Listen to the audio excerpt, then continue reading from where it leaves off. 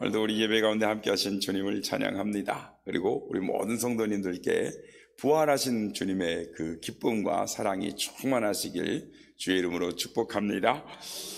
10년 전쯤에 미 워스턴 포스트지에 사람의 인식 능력을 알아보는 그 실험 내용을 기사에 실은 적이 있습니다. 그러니까 이 복잡한 출근길에서 우리가 이 아름다운 것을 인식할 수 있는가, 그리고 얼마나 감사할 수 있고 얼마나 천재적인 재능을 알아볼 수 있는가라는 실험을 한 적이 있었습니다. 그러니까 어느 추운 겨울날 이제 일자로 보면 워싱턴 포스트 2013년 1월 21일자인데 이 추운 날 이 워싱턴 DC 한 그 지하철역에서 한 남자가 바이올린을 꺼내 가지고 연주를 하고 있었습니다.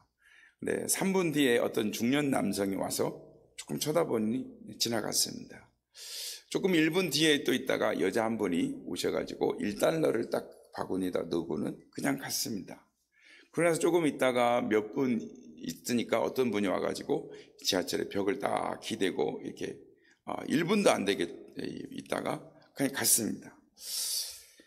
그의 음악을 가장 감명 깊게 들었던 사람은 3살 된 남자아이였습니다. 그 아이만이 계속 듣고 엄마의 손에 끌려가면서 엄마가 빨리 가자고 할 때 이 아이가 계속 뒤돌아보면서 그 음악을 막 들었던 것입니다. 이 바하 곡을 45분 동안 연주할 동안에 그 앞에 멈췄던 사람은 단 6명이었고 돈을 넣은 사람은 약 20명쯤 되었는데 아무도 그곳에 멈춰서 그 음악을 들은 사람이 없었습니다. 이 사람이 나중에 음악을 멈추고 나서 번 돈은 32달러였습니다. 그리고 이 사람이 연주를 마쳐도 박수를 치는 사람이 아무도 없었습니다. 그날 이 연주를 한 바이올리니스트는 이 세계적인 바이올리니스트 조슈아 벨이라는 사람이었습니다. 이 시대에 가장 재능이 있는 바이올리니스트였고 그가 그때 들고 연주했던 바이올린은 시가 35억이 넘어가는 스트라디바리우스 아주 기가 막힌 바이올린을 가지고 연주를 했습니다. 불과 이틀 전에 보스턴에서 입장료가 100불이 넘는 100달러가 넘는 비싼 공연이었는데도 사람들이 많죠. 완전 매진되어진 그런 유명한 음악가가 연주를 했는데 사람들이 그런 반응을 보였던 것입니다. 그 신문 기사의 결론은 이렇게 적어져 있었습니다.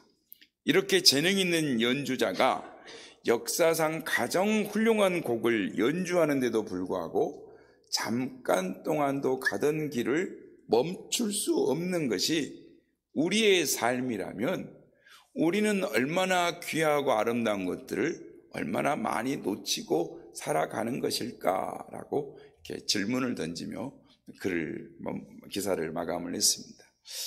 오늘 본문 말씀은 부활 직후에 있었던 사실을 우리에게 전해주고 있습니다. 예수님께서 십자가에 달리시고 이틀이 지난 후에 이 사실에 너무 비참하고 낭망한 두 사람이 이 부활하신 예수님과 함께 동행하면서도 부활하신 주님을 알지 못하고 십자가에 죽으신 주님 낙심하며 실망하는 그런 슬픔 속에서 엠마오로 가고 있었다라는 이야기를 하고 있습니다. 사실 우리 인생은 실망하고 낙심할 때가 많이 있습니다. 우리가 소망하고 기대하는 일들이 많기 때문에 그것이 이루어진다면 얼마나 다 좋겠습니까마는 우리가 소망하고 기대하는 일들이 잘 이루어지지 않고 깨어짐으로 말미암아 더 낙심하고 실망할 때가 많습니다. 특별히 그것이 더 기대하고 간절히 바라던 것이 더 크다면 그것 또한 아픔으로 고통으로 다가오는 것입니다. 그런데 우리는 때로는 필요 없는 실망을 하고 당하지 않아야 될 고통을 당할 때도 있다라는 것입니다. 엄연한 사실인데 그 사실 앞에서 믿지 못하고 실망하고 낭망하고 있다면 사실은 이것은 고통이라기보다는 가련한 현실이다라는 것입니다. 또한 기대할 만한 것에 대해서 기대해야 되는데, 기대할 만한 것에 대해서 가치가 없는 것에서 기대한다면 안 되는 일이지만, 당연히 기대하고 믿어야 할 사실에 대하여 기대하지 못하고 믿지 못한다면 정말 불행한 일이 아닐 수가 없는 것입니다. 깨닫지 못하기 때문에, 알지 못하기 때문에 눈으로 봐도 모르고 귀로 들어도 알지 못한다면 이것이 얼마나 안타까운 일이겠습니까? 마찬가지로 축복 속에 살면서도 축복을 깨닫지 못하고 사랑 가운데 살면서도 사랑받은 줄 모르면서 낙심 가운데 실망 가운데 살아가고 있다면 얼마나 불행한 일이겠습니까? 오늘 본문에 바로 그러한 이야기가 기록되어 있는 것입니다. 예루살렘 서쪽으로 약 10km 정도 가면 엠마오라는 마을이 있는데, 이 엠마오로 가는데 두 제자가 이 석양 가운데 슬픈 얼굴을 하고 슬픈 이야기를 하면서 가고 있었습니다. 이들은 십자가에 못 박혀 돌아가신 예수님의 이야기를 하고 있었습니다. 그러면서 슬픈 얼굴을 하면서 여자들이 전해준 이야기, 그러니까 믿기 어려운 일에 대해 이야기하면서 도대체 그 일이 어떻게 된 것인가 하면서 이야기를 하고 지나가고 있었는데, 그때 부활하신 예수님께서 그들에게 끼어들으시면서 함께 동행하시면서 그들과 대화하시고 또 성경을 해석해 주셨습니다. 성도 여러분, 이 장면에, 그러니까 이 장면에 여러분이 함께 동행하고 계신다라고 한번 사실적으로 한번 상상을 해 보십시오. 그러니까 지금 살아계신 예수님과 함께 이야기하면서 십자가에 죽으신 예수님을 이야기하고 슬퍼하며 낙심하면서 이야기하고 있다면 얼마나 이것이 넌센스이겠습니까? 지금 부활하신 주님이 함께 와서 이야기를 하고 계시는데, 부활하신 주님은 못 알아보고 십자가에 죽으신 주님 낙심하며 실망하며 슬픈 가운데 이야기한다면 이 사람들은 실망할 이유가 없고 오히려 기뻐하고 즐거워야 되는데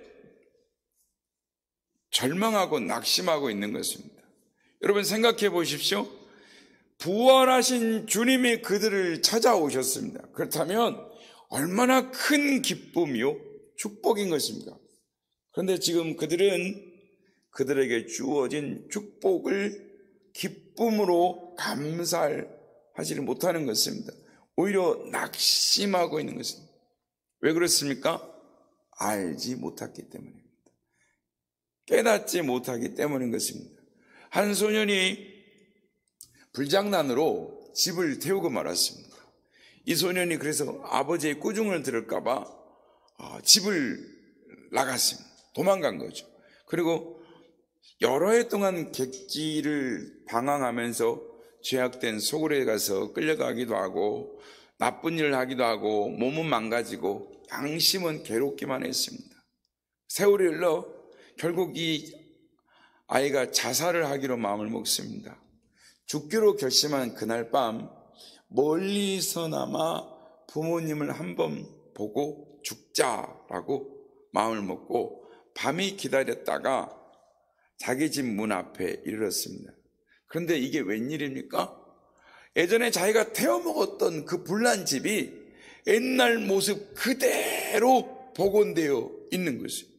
예전 모습 그대로 지어져 있는 것입니다.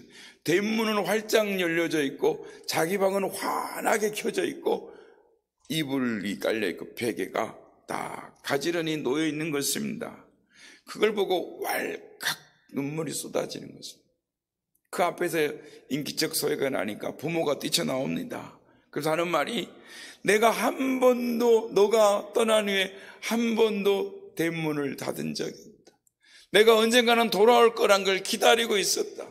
내가 떠난 이후에 한 번도 불을 끈 적이 없고 너가 떠난 이후에 한 번도 우리는 편안하게 잠자리에 들지 못하고 맛있는 음식을 먹지 못했다.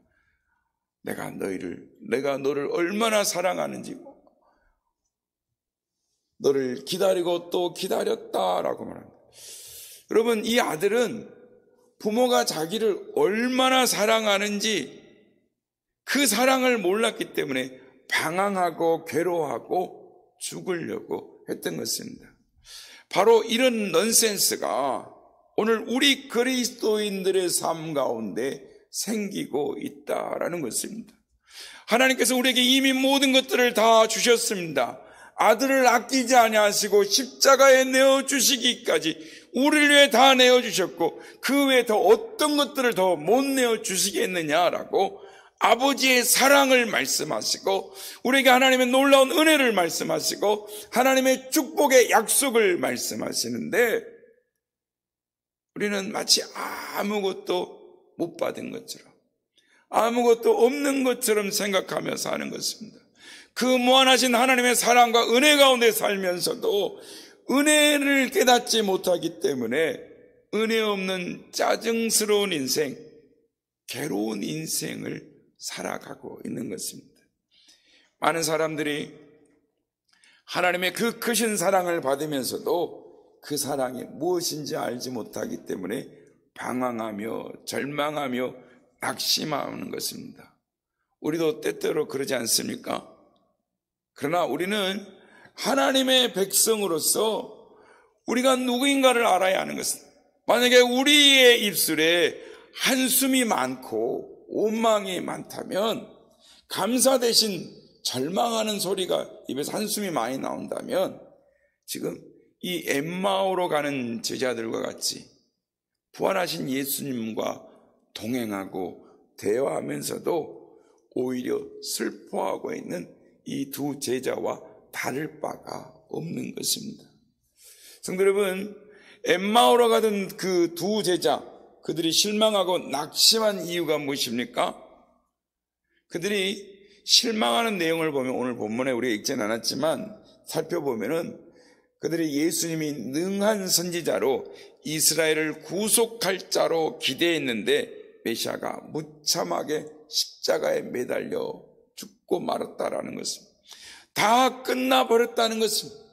그렇게 강하지도 능하지도 않고 이스라엘을 구속할 만한 권세와 능력도 없고 그 많이 행하던 수많은 기적도 다 사라져버리고 십자가의 비참한 죽음으로 무능한 사람으로 끝나버렸다라는 거예요.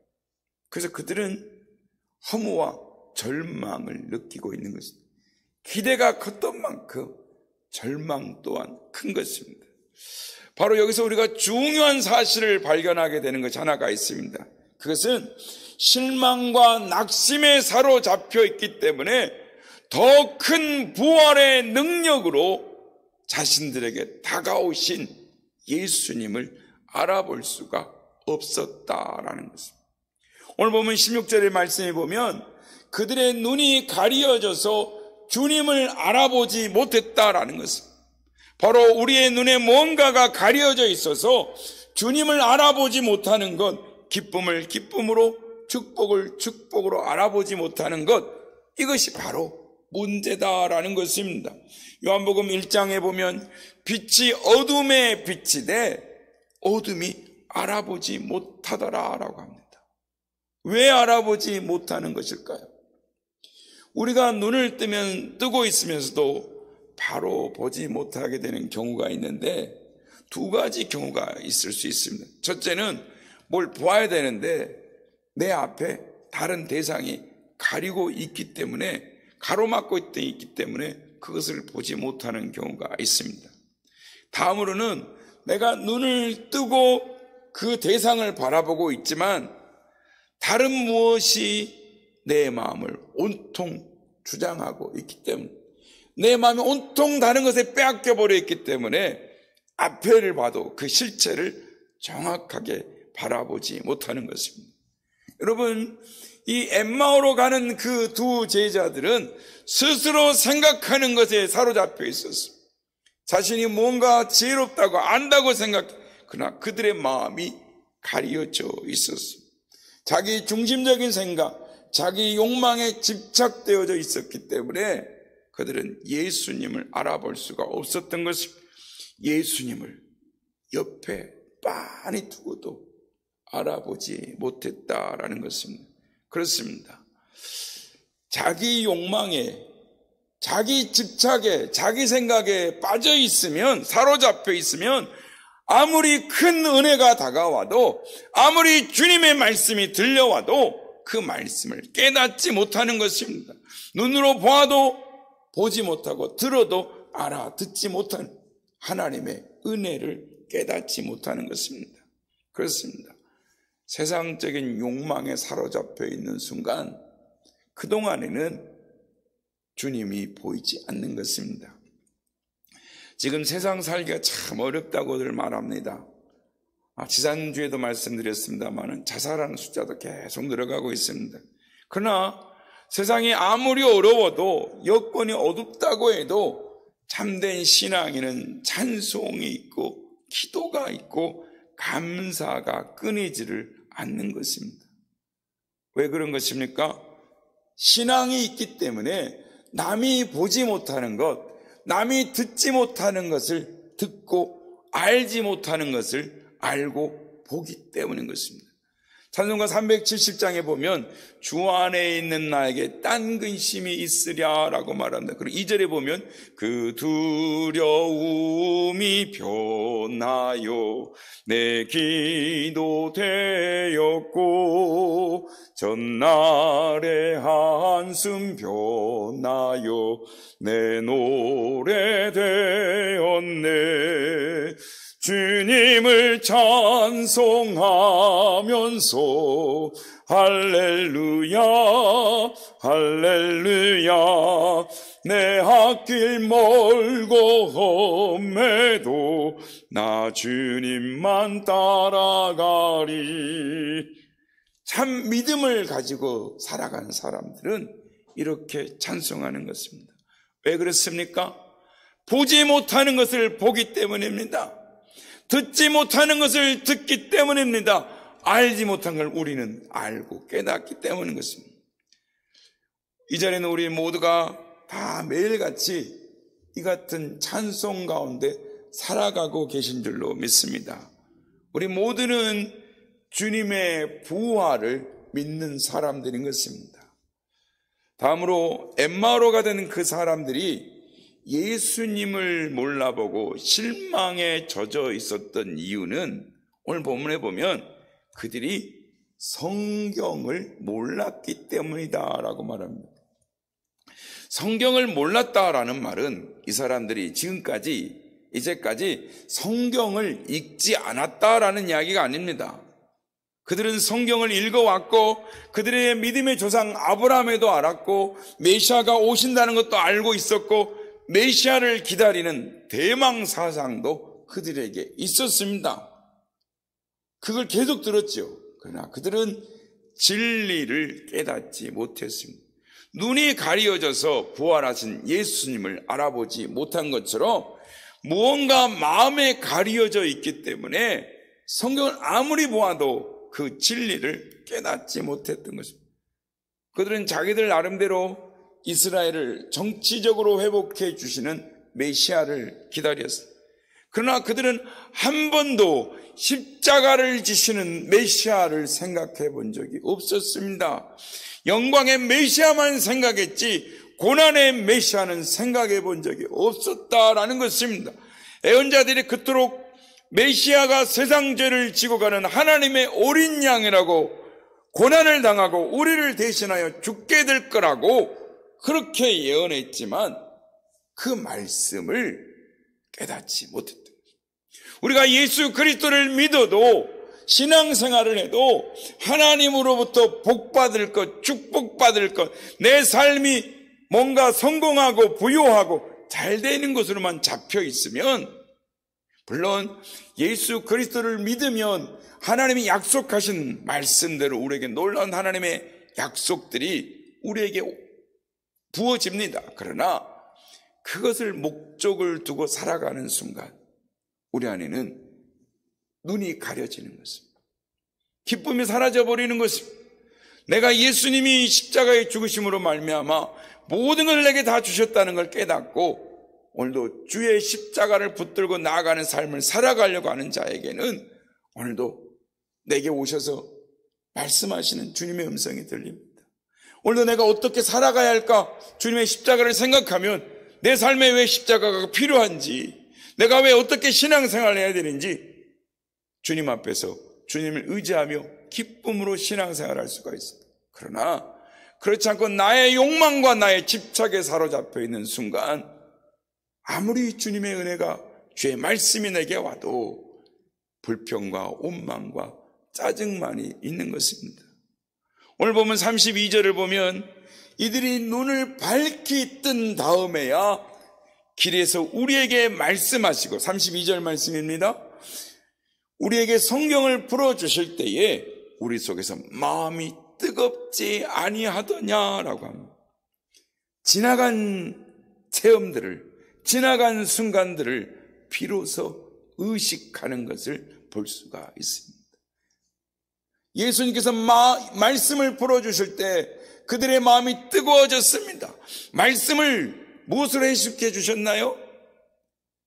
세상의 왕과 세상의 식민지에서 건져내는 왕이 아니라, 메시아가 아니라 말씀을 그리스도 중심적으로, 십자가 중심적으로 해석을 내려주셨던 것입니다.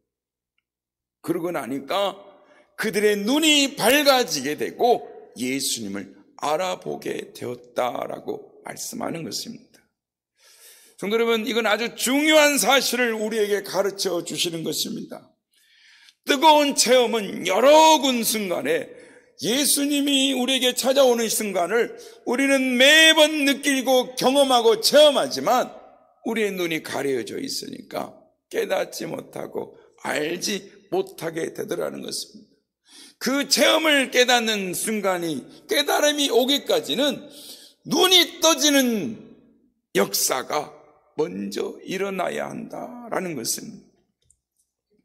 삶 속에 그렇구나, 예수님이시구나, 내가 하나님의 말씀대로, 예수님의 십자가의 말씀대로 살아보려고 하고 그 말씀을 붙들고 순종하려고 하고 내 삶 속에 찾아오시는 예수님을 바라볼 때 이 사건이 예수님이시구나, 이렇게 예수님이 살라고 말씀하시는구나 깨닫게 되는 순간, 마음의 눈을 뜨는 순간, 그 순간부터 부활하신 주님을 만나게 되는 것입니다. 사랑하는 성도 여러분, 신앙생활에 문제가 생기고 회의가 생기고 열심히 식어져 갈 때 여러분은 그 문제를 어떻게 해결하십니까? 그냥 참고 넘어가십니까? 아니면 다른 사람들하고 이야기하는 것으로, 그것으로 그냥 상의를 하며 넘어가십니까? 여러분, 가장 좋은 해결책은 말씀으로 돌아가는 것입니다. 하나님, 내게 말씀해 주세요. 내 마음의 눈을 열어주세요. 그래요, 주의 말씀을 깨닫게 해주세요. 내게 말씀하신 것이 무엇인가요? 라고 깨달을 때, 알아들을 때 우리의 마음이 뜨거워지는 것입니다. 불이 붙는 것입니다. 불신이 믿음으로 바뀌어지는 것입니다. 요한에슬레의 이야기를 잘 알고 계시죠? 요한에슬레가 마음의 눈이 떠지는 순간 이렇게 고백하면 나는 이상하게 마음이 뜨거워지는 것을 느꼈다라고 그의 일기에 써 있어요. 1738년 5월 24일 저녁에 그는 내키지 않는 마음으로 월드스게이트라는 그 거리에 있는 한 교회에 들어갔는데 마침 어떤 사람이 루터가 쓴 로마서 서문을 읽고 있는데 그 서문을 읽는 걸 듣는 순간 이상하게 그의 마음이 뜨거워지기 시작했던 거예요. 마음의 눈이 떠지니까 마음이 뜨거워지는 거예요. 그러니까 웨슬리가 이 변화를 경험하고 나니까 이 마음속에 구원의 확신, 부활의 확신이 활활 타오르게 되었다. 그래서 그때부터 그의 설교가 변화되고 그의 마음속에 사랑하는, 영혼을 사랑하는 마음이 불같이 타올라서, 그래서 그는 이렇게 말하는 것입니다. 전 세계는 나의 교구다. 하나님을 만나는 사람, 내 마음의 눈이 떠지는 순간, 말씀을 깨닫는 순간 복음의 내게 다가오고 내 안에 기쁨으로 충만하게 되는 것입니다. 성도 여러분, 오늘 엠마오로 가는 제자들, 왜 그들은 엠마오로 가고 있는 것입니까? 그들이 눈이 떠지지 않았기 때문에, 말씀을 깨닫지 못했기 때문입니다. 부활하신 예수님을 만나지 못했기 때문인 것입니다. 우리가 가는 길이, 인생길은 결국 두 가지로 압축될 수가 있는 것입니다. 하나는 예루살렘으로 향하는 길이고 하나는 엠마오로 가는 길인 것입니다. 이제 우리의 인생의 발걸음을 유심히 살펴보시길 바랍니다. 여러분은 어디로 향하여 걷고 있는 것 같습니까? 문제는 우리가 그 주님을 바로 볼 수 있는 믿음의 눈을 뜨는가에 달려 있는 것입니다. 이 눈을 바로 떠야 내가 예루살렘으로 가든 내가 엠마오로 가든 그것이 문제가 아니라 그 인생의 길 위에서 눈을 떠야 되는 것입니다. 마음의 눈이 떠져야 되는 것입니다. 그래야 주님을 바라볼 수 있는 것입니다. 성도 여러분, 부활의 주님은 엠마오로 가는 제자들과에게 가셨던 것처럼 오늘 우리에게도 오시는 것입니다. 우리와 함께 하시고 우리에게 말씀하시는 것입니다. 바라기는 주님의 말씀으로 뜨거워지시길 바랍니다. 마음에 뜨거워질 때, 마음이 뜨거워지지 않으면은 매사가 억지가 되고 억지로 하면 피곤할 수밖에 없는 것입니다. 그러나 마음이 뜨거워져서 기도하면 지치지 않는 것입니다. 마음이 뜨거워져서 봉사하면 오히려 기쁜 것입니다. 마음이 뜨거워져서 성경을 읽으면 시간 가는 줄 모르는 것입니다. 마음이 뜨거워져서 교회에 오면 기뻐서 나를 것 같습니다. 마음이 뜨거워져서 전도하면 욕을 먹어도 기쁩니다. 마음이 뜨거워진 제자들이 복음을 전할 때 그 복음을 막을 자가 아무도 없었습니다. 유대인의 박해가 그들의 전도를 중단시키지 못했고 로마의 칼과 창이, 로마의 권세가 그들이 외치는 부활의 행진을 결코 막을 수가 없었습니다. 부활의 기쁨, 부활의 능력으로 마음이 뜨거워짐으로 말미암아 하나님이 주시는 그 기쁨으로 인생의 방황을 마치시는 여러분들이 되시길 바랍니다. 마음이 뜨거워져야 되는 것입니다. 깨달아야 하는 것입니다. 엠마오로 내려가던 두 제자, 해가 뉘어넘어가는 노을역에 슬픈 빛을 띠고 내려갔지만 주님을 만날 때 그들은 어떻게 됩니까?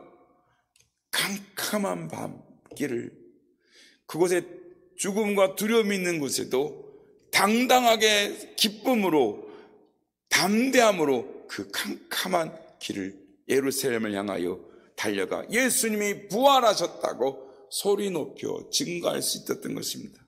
성도 여러분, 바로 우리 그리스도인들의 발걸음이 여기에 있는 것입니다. 비록 지금 나는 엠마오로 가는 길을 걷고 있다 할지라도 예수님을 만남으로 되돌아서서 기쁨과 담대함으로 나아가는 그 길의 인생을 가는 여러분들이 되시길 바랍니다. 황혼의 길, 슬픔의 길에서 돌이켜서 예루살렘을 향하여 새 용기에, 새 기쁨의, 행복의 발걸음을 나아가는, 부활의 복음을 증가하는 우리 모두가 다 되시기를 예수님의 이름으로 축복합니다.